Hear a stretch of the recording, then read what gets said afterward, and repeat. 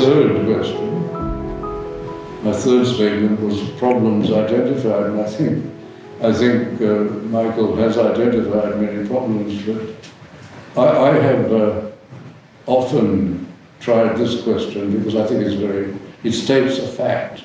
I often ask people when I'm speaking to groups, I often say, I cannot identify a significant problem in Australia which, if it were not created by the politicians, has been made significantly worse by them. I can't identify a problem which, if it weren't created by the politicians, has been made significantly worse by them. And my question to you, Michael, is can you? I knew you'd ask me this. No, I can't. No. But I mean, that speaks to just how central their power is, doesn't it? Yes. They seem to, like the octopus, have a tentacle in absolutely every aspect of life. And so, many of the decisions made or adjusted, or not adjusted as the case might be, often goes back to them. They seem to like it that way, but only when things are going good. But as for the problems, we're leaving at 5:30, aren't we? So I'll be brief. There's a few. I mean, two I want to mention, David. One, and it's particularly pertinent to the news cycle today with China, and that is that and this has been deliberately done. I don't say it's been done maliciously or with malicious intent, but decisions have been made. I would have thought the consequences of those decisions would have been clear, but obviously not. From the business elite to the political elite, they're a bit like I see the problem gambler. And they've gone onto the roulette wheel of diplomacy and put it all on red and won. And so they did it again, they did it again, and they did it again. Well, now the roulette wheel's spinning black, and they don't know what to do. And they don't have a strategy, they don't have a plan B. They've gone all in, thinking that it would just last forever. Now, the main problem, I think, is that we have built so much recurrent spending off the expected revenue of that dividend forever and ever, amen. And now China are doing what they're entitled to do. If they want to close the trade relationship off, they're a sovereign country, they can do it. I don't think they should, but they can do it. And we should always have been prepared and pivoting for this, and we weren't. There seems to be this sort of, I don't know if there is a belief or it's just a vain hope, that a communist authoritarian state would always act the same way as Switzerland or Britain would. Well, of course it wouldn't. But there's blind naivety that, well, we can have an economic relationship with them, the political stuff won't ever matter, and nothing will get in the way. And so let's have an NDIS, let's have big public spending works, let's do, and here we can fund it because, look, the iron ore we're going to get, and coal we're going to get this, and wine we're going to get this. Well, all of that, bar the iron ore, is now being taken away. So financially, we're snookered. Believing that another power will behave the same as a Western power is not something new. When Singapore was under siege by the Imperial Japanese, against the instructions of Winston Churchill, General Percival decided that he should surrender. And he decided that particularly because he wanted to look after the local people, so he said, and also that he thought that the Japanese, he assumed, I think, that the Japanese would behave honourably to the soldiers who were part of the surrender. He was instructed by Churchill not to surrender, and in retrospect, the Japanese forces weren't as great as he thought they were. Weren't as strong as he thought they were.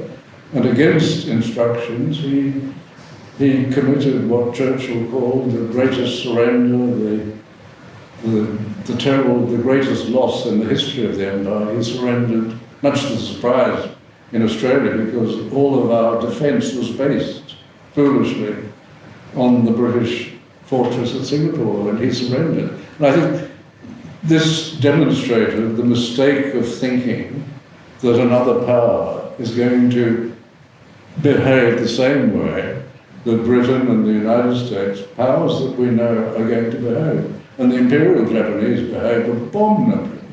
I mean, it's hard to think about it when you consider the terrible things that they did in relation to the troops and the civilian populations, not only in Singapore, but in relation to China. And to think that our governments would think that just because the Americans were foolish enough, I think it was under Clinton, that they admitted China to the WTO, that she would accept and follow the rules of the WTO and would respect intellectual property and not take it.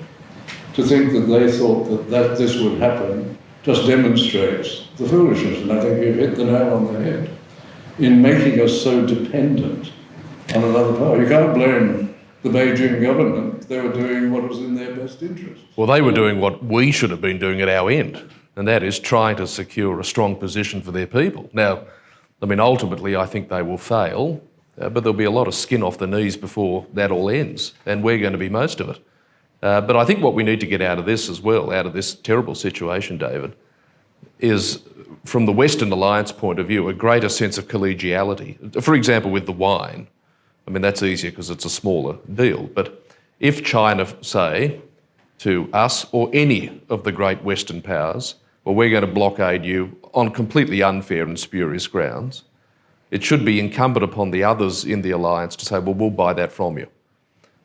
Because unilaterally, with the exception of America, we'll all be crushed. But together, we're stronger and we can win. And China need to be taught that lesson, that the Western alliance is stronger than just a financial transaction between one Western capital and Beijing or Shanghai, that the ties that bind won't be severed, even with a bit of debt trap diplomacy coming from Beijing.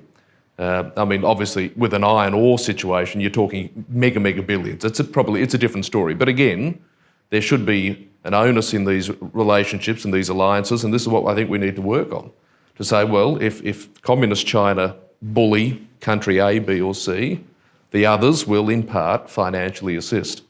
That way we can ensure that the alliance remains strong and that, I mean, obviously what's going on here is Australia's being used as a test case. And this is as much a message to us as it is to Germany, to France and Britain and other countries. You muck around like Australia's done, you try to assert your democratic principles and your sovereignty and the rest of it, and this will be you. So this is a warning.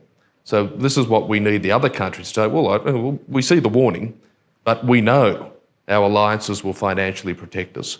What we don't want is for Australia to lose market share and, for example, for Germany or France or Britain to step in and take it. That would be a double blow. And so, I mean, this is something that hopefully Western countries are looking at and working on. If they don't, the alliances are worth nothing. There's no point having a military alliance if your country goes broke in the process. One of the reasons why the Beijing government is irritated with Australia is our lead role in relation to the investigation into the origins of the virus and also, no doubt, into the behaviour of the Beijing government in not disclosing, knowing it was there, closing down Wuhan and allowing people to leave from Wuhan, obviously infected with the virus, to other parts of the world without advising other countries of this. And you will know from our discussions on air that one of the things that, at least I argued, and I think you agreed, referring the investigation to the WHO was absolutely stupid. I mean, I can't understand why the government did that. If they're going to take the courageous decision of leading the calls for an investigation, why pass on the investigation to a body that has absolutely no authority or intention of doing anything of any use whatsoever in that regard? And I remember I had some proposals about that, which we discussed on air, but it seems to me to be ridiculous. Well, and you've been proved right, because to date, my understanding is that none of the international observers have even got to China. And it hasn't yet been agreed, my understanding is, that should they even get to China, that they'll be allowed to visit Wuhan. So I don't know what the independent investigation's going to uncover if they can't go to the core of the alleged core of the problem and have a sniff around. But of course, by this point, any evidence that may well have linked, let's say, the wet market to the outbreak of the virus will be gone. I mean, they will have made sure of that. So I'm not really sure what the purpose of this investigation, independent, quote unquote, will be. It's going to come at a great financial cost, but to us, we're feeling it already. But what gain? It to me seems pointless.